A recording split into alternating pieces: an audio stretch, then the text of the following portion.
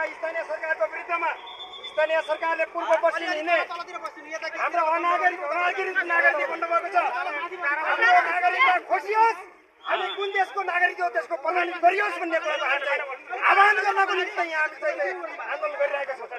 त्यस कारणले गर्दा हामीसँग चाहिँ के हो त भन्दाखेरि हामी यही ठाउँ बसेको